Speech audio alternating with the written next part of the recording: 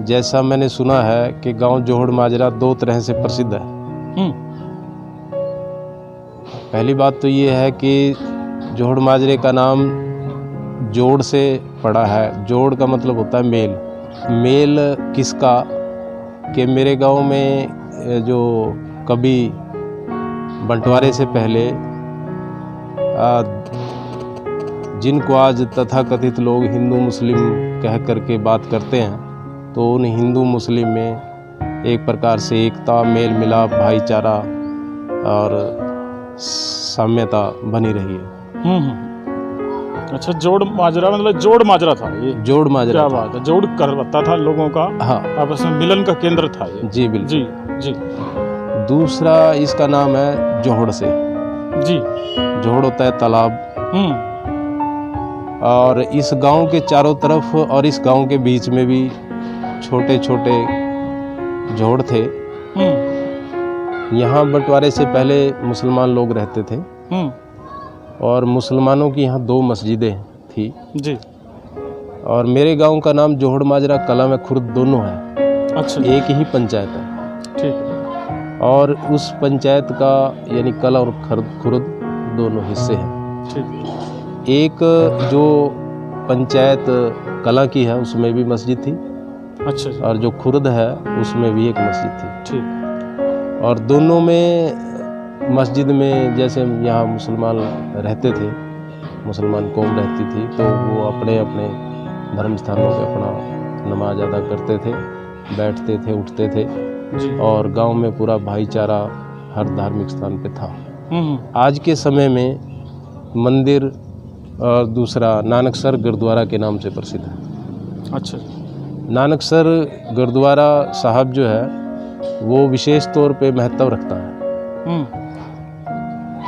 लगभग सन 70 के आसपास, जैसा बुजुर्ग बताते हैं कि यहाँ बाबा धूरी जी आए थे। अच्छा। और उन्होंने एक बात की कि यहाँ गुरु गोविंद नानक जी आए। अच्छा जी, कभी आए हुए हैं। अच्छा जी। अच्छा। और उन्होंने पहचान की कि भाई इस जगह पे उन्होंने विश्राम किया। अच्छा जी। अच्छा। और वहीं उन्होंने वो गुरुद्वारा स्थापित किया, ऐसा बताया जाता है, ऐसी मान्यता है। ठीक है।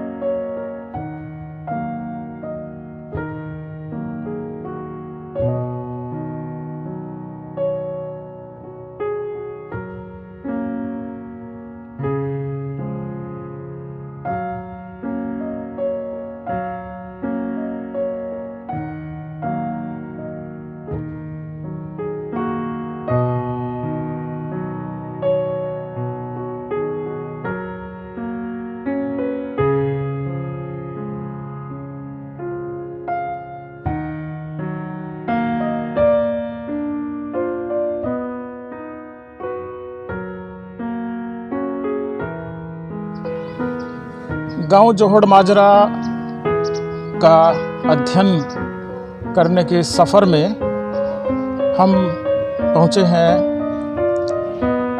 दयालचंद जी के पास। दयालचंद जास्ट जी हिंदी प्राध्यापक हैं, राजकीय उच्च विद्यालय भोजी खालसा के मुख्याध्यापक की हैसियत से भी काम करते हैं और इनके परिचय का एक आयाम इनका साहित्यिक कर्म है। हमारे इंद्रिय क्षेत्र के बड़े साहित्यकार हैं, लेखक हैं। तो गांव को जानने के लिए हम गांव में जो पुरानी चीज़ें हैं, मस्जिदें हैं, पेड़ हैं, वो देख चुके हैं, गलियां देख चुके हैं। और अब दयाल जी से हम जानना चाहेंगे कि जोहड़ माजरा गांव की क्या खूबियां, क्या खासियतें हैं और इन्हें क्या समस्याएं भी नज़र आती हैं। दयाल जी, स्वागत है आपका सर। बहुत बहुत धन्यवाद अरुण जी। आज पहली बार गांव जोहड़ माजरा में आपका स्वागत है।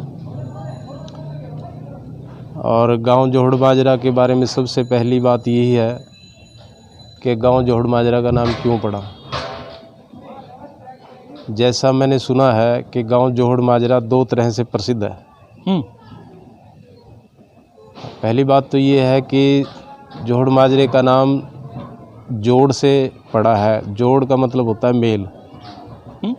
जोड़ का मतलब होता है मेल।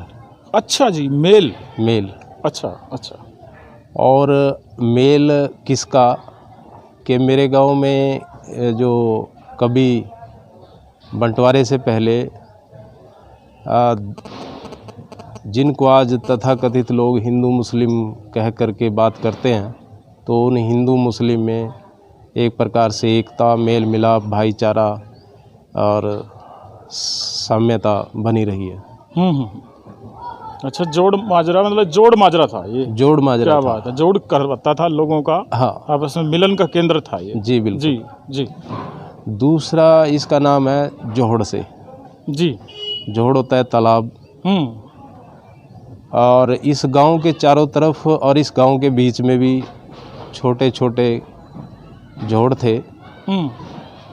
और जो हमारे गांव के बुजुर्ग रहे हैं, उन्होंने शायद इस नाम को भी आगे किया था कि भाई जोहड़ है और जोहड़ के नाम से इसको प्रसिद्ध करना चाहिए हमें। ठीक ठीक। और आज भी दो जोहड़ तो ऐसे हैं जो बड़े हैं, लेकिन हालांकि आज वो तालाब में परिवर्तित हो गए हैं।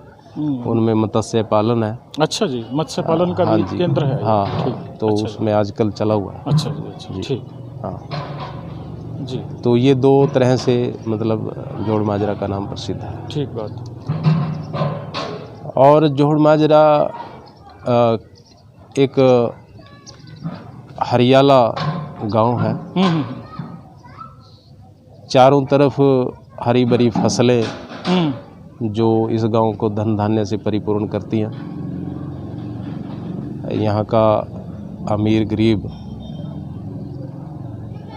मेरे अपने ख्याल से कि अन्न धन की कोई कमी महसूस नहीं करता है जी आज के इस समय में। ठीक।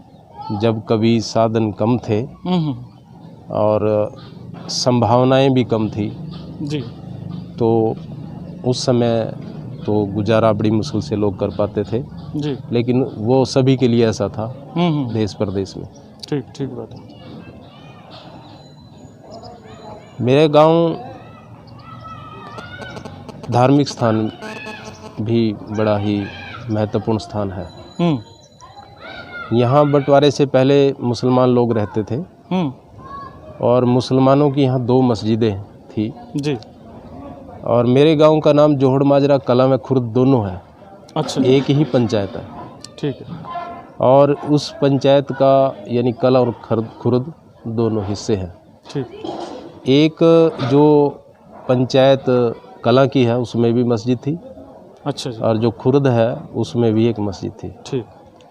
और दोनों में मस्जिद में जैसे यहाँ मुसलमान रहते थे, मुसलमान कौम रहती थी, तो वो अपने अपने धर्म स्थानों पे अपना नमाज अदा करते थे, बैठते थे, उठते थे जी। और गांव में पूरा भाईचारा हर धार्मिक स्थान पे था।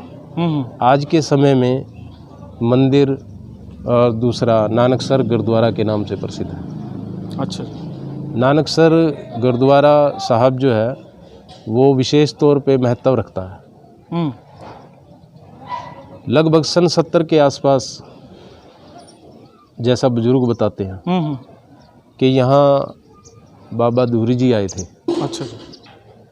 और उन्होंने एक बात की कि यहाँ गुरु गोविंद नानक जी आए। अच्छा जी, कभी आए हुए हैं। अच्छा जी। अच्छा। और उन्होंने पहचान की कि भाई इस जगह पे उन्होंने विश्राम किया। अच्छा जी। अच्छा। और वहीं उन्होंने वो गुरुद्वारा स्थापित किया, ऐसा बताया जाता है, ऐसी मान्यता है। ठीक। सामाजिक तौर पे गांव में भाईचारा है। कोई किसी प्रकार का झगड़ा छिटपुट घटनाओं को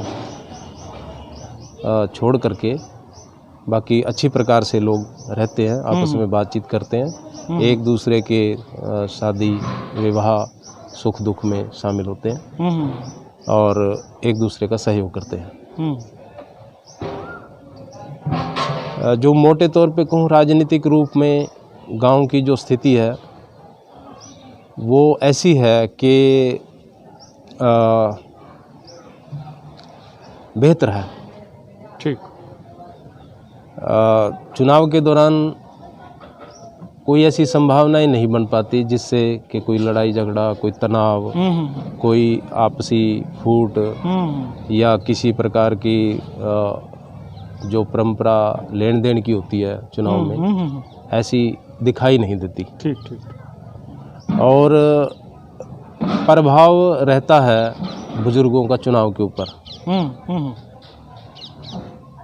लेकिन जैसे नई पीढ़ी आई तो नई पीढ़ी ने अपने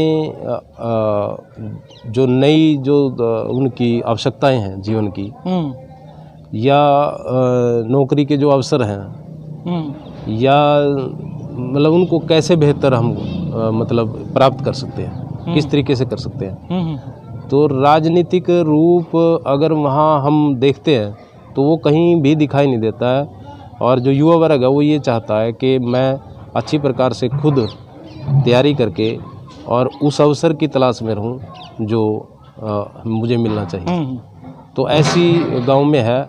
ऐसा नहीं है कि भाई फलां एमएलए फलां एमपी से कह करके जी जी और यहाँ से काम कर लो। तो गांव में मेहनत पे यकीन करते हैं लोग और बहुत अच्छी प्रकार से मेहनत भी करते हैं। और जिसने मेहनत किया है ऐसा भी रहा है आज तक मेरे गांव में कि जिसने मेहनत किया है उसने उसको अवसर मिला है। ठीक ठीक। मतलब सरकारी भी और निजी भी जी। तो इस प्रकार से ऐसी कोई गांव में अवसर की मतलब तलाश बनी रहती है बच्चों में। और बच्चे आज के दौर में पढ़ाई के स्तर को लेकर के भी जागरूक हैं कि हम पढ़े लिखे होंगे तो हम अपने जीवन को अच्छा और बेहतर तरीके से जी सकते हैं। तो ये भी उनमें एक बात है। ठीक ठीक। तो इस समय की आबादी के बारे में कुछ अनुमान लगाया जा सकता है कि दोनों जो गांव हैं इनकी आबादी क्या है? लगभग 4000 के करीब की आबादी, 4000 के आसपास लगभग है। जी जी। ठीक है, क्योंकि 1800 के आसपास तो वोट है। हाँ हाँ जी ठीक है। और गरीबी भी अब तक देखी है मैंने, मतलब खुद अब तक देखी है। लेकिन अब लगता है कि भी लोग शायद ज़्यादा उनकी आमदन बढ़ी है तो उनका जो जीवन स्तर है वो सुधरा है। ठीक ठीक। क्योंकि मेरे देखते देखते ही जब मैं खुद स्कूल में पढ़ता था तो ऐसी स्थिति भी देखी है जो मैं अभी आपके साथ शेयर करूंगा कि वो जो एक एक बहुत यानी हजारों साल से एक जो स्थिति बनी हुई थी ऊंच नीच वाली, जातिगत भेदभाव वो भी देखने को मतलब मुझे प्राप्त हुई है। ठीक ठीक ठीक। एक बार क्या हुआ है कि मैं नाम तो नहीं ले सकता जी जी जी। लेकिन एक बार क्या हुआ कि एक गांव में शादी थी और मेरे पिताजी बोले कि अभी शादी में जाना है। तो मैंने कहा भाई ठीक है पिताजी चलेंगे। तो मैं बोला जब समय हो गया तो क्योंकि मैं बच्चा ही था तो मैंने फिर वो जिद की भाई पापा जी चलो शादी में चलना है। भाई बापू आप चलते क्यों नहीं, बापू का प्रयोग हम करते थे। तो भाई आप चलो। तो लगभग 1:30 बज चुका था और तो मैंने फिर उनको जल्दी जल्दी कह दिया कि भाई आप चलो, मुझे तो भूख लगी हुई है। तो फिर वो मेरे को बोले कि भाई अपनी थाली उठा के लेके आओ। तो मैंने कह दिया कि पापा जी भी थाली क्यों उठा के लेके आऊँ, वहाँ कुछ ना कुछ होगा। तो नहीं भी थाली लेके जानी पड़ेगी। तो मैंने अपने पापा जी की दोनों की थाली लेके हम गए थे। तो जब वहाँ थाली लेके गए तो वहाँ जो बाकी जो शादी के और उनकी अपनी खुद के जो लोग थे उनके पास दूसरे बर्तन थे और जो हमारे वाले जो पक्ष के थे उनके पास खुद अपने बर्तन थे। तो आज मैं जब सोचता हूँ तो मुझे ये लगा कि भाई उस समय यानी उस स्थिति को हमने भी झेला है जो यानी कभी बाप दादा या उससे बड़े जो हमारे जो पुरखे हुए हैं वो झेल रहे थे। तो बड़ा ही मतलब एक विषय ये भी है साथ में। और संघर्षों का दौर तो जीवन में रहता ही है, वो तो आज भी है, वो पहले भी था। और जो संघर्ष से पार पा जाता है तो वही मनुष्य कहलाता है, अन्यथा तो जीवन जी रहे हैं। गाँव बेहतर तरीके से जीवन सफ़र कर रहा है, अब भी मतलब अच्छा बेहतर है। गांव की स्थिति जो है ठीक है, मन मुटाव नहीं है, प्रेम प्यार है और आपस में दुख में शामिल होते हैं। आज बहुत सारी जो चीज़ें हैं वो दूर हो चुकी हैं, जो बुराइयां थी वो ख़त्म हो चुकी हैं लगभग सी। एक बात करूंगा पर्दा प्रथा की। पर्दा प्रथा का दौर अब लगभग समाप्त है गांव से। अच्छा। कुछ इक्का दुक्का घर रह गए हैं जहाँ मतलब वो सिर्फ वो जो पुरानी एक परंपरा बनी हुई है तो उसका थोड़ा सा वहन करते हैं, लेकिन जब भी कभी मिल जाते हैं हमारे को भी दादी चाची ताई कोई भी तो उसको बोल देते हैं कि माता जी ऐसा नहीं करना चाहिए, आपको ये कोई बात नहीं है, पर्दा करके आप मतलब आपकी पहचान गायब हो जाती है। तो मेरा मानना पर्दा जो प्रथा है उससे पहचान भी गायब होती है। तो खैर मानते भी हैं, महिलाएं बात को मानती हैं, लेकिन आज गांव से ये चीज़ दूर होती जा रही है। जब पानी की समस्या की बात करता हूँ, मैं बचपन में था जी, तो स्कूल बनने लग रहा था गांव में 5वीं तक का, क्योंकि बंटवारे के बाद ही गांव में सुधार की संभावनाएं कुछ ज़्यादा बढ़ पाई थी। अपनी स्वतंत्रता की लोगों को खुशी थी और उस स्वतंत्रता में ये चाहते थे कि हमारे गांव का नई तरह से विकास हो। जैसे स्कूल बनने लग रहा था तो स्कूल ये लगभग 65 या 68 के बीच कुछ। अच्छा जो ये नहीं, इससे पहले तो स्कूल था हमारा। अच्छा जी। लेकिन वो मुसलमानों के टाइम का था, तो ये अपना मस्जिद जो अपना कला में है, इसके पास था। अच्छा। लेकिन जब दूसरी बार शुरू हुआ स्कूल तो ये खुर्द में जो जगह थी पंचायती जमीन, तो वो वहाँ बना था, यहाँ बना। ठीक। हाँ जी। और उस समय एक और भी बात जो थी, आज़ादी से पहले मदरसा होता होगा? मदरसा था जी। ठीक है। और मदरसे अपने यहाँ कला में थे और वहाँ पढ़ते थे सारे बच्चे। क्योंकि मैंने कहा ना आपको कि मेल मिलाप इतना था कि वो चीज़ें थी नहीं। और तथाकथित लोग जो उस समय के थे, तो वो मेरे गांव में ऐसा था कि वो थे ही नहीं। मेरे गांव में ऐसा मेरे गांव का एक सौभाग्य रहा है कि वो तथाकथित लोग मेरे गांव में थे ही नहीं। तो इस वजह से वो लोग भी मेल मिलाप से, भाईचारे से रहा करते थे और उन्हीं की पाठशालाओं में सीखते थे जाकर के। तो ये गांव में जब स्कूल बना तो ये 65-68 के आसपास की बात है जब बना। तब हमने भी मतलब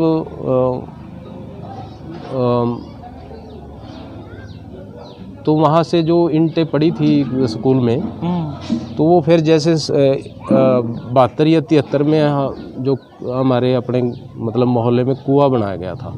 अच्छा। क्योंकि हमारे पानी के लिए कुआं नहीं था हमारे पास। अच्छा। तो हम जो है ना, दूर के जो खेतों में कुएं होते थे, अच्छा, तो वहाँ से पानी लेकर के आते थे। अच्छा। हालांकि कुएं थे गांव में भी, और जोड़े भी थी, लेकिन वो जो कुएं बाहर खेतों में चलते थे ना, तो उनसे पानी लेकर के आते थे। तो उसमें हमने भी मतलब सेवा की है। स्कूल वो नहीं, स्कूल के निर्माण में नहीं, जो स्कूल में बची हुई ईंटें थी ना, तो वो कुएं के निर्माण में प्रयोग की गई थी। अच्छा, वहाँ से उठा करके जब लाए थे, तो एक गाड़ी जो सरपंच था उस समय, जो सरपंच थे श्री राम किशन जी। अच्छा जी। तो उनके समय में ये मतलब हमारे पास यहाँ कुआं बना था, और फिर तब जाके हम पानी को अच्छी प्रकार से प्राप्त कर सके। और ये भी एक मतलब उसमें आता है। ठीक है दयाल जी, बहुत अच्छा लग रहा है बातचीत करके, और यही लग रहा है कि बातचीत और होनी चाहिए, और ये बातचीत आगे बढ़नी चाहिए। संवाद, धर्मिता किसी भी समाज की एक पहचान है आगे बढ़ने की, और इस तरीके के अध्ययन लगातार चलने चाहिए गांव समाज को पढ़ने, समझने के, देखने के, दिखाने के। तो दयाल जी बहुत संवेदनशील साहित्यकार भी हैं, और भविष्य में हम चाहेंगे इनकी रचनाओं के माध्यम से भी इनके विचार आप तक पहुँचें। अभी के लिए बहुत बहुत धन्यवाद दयाल जी। थैंक यू, बहुत बहुत धन्यवाद, आपका बहुत बहुत आभार।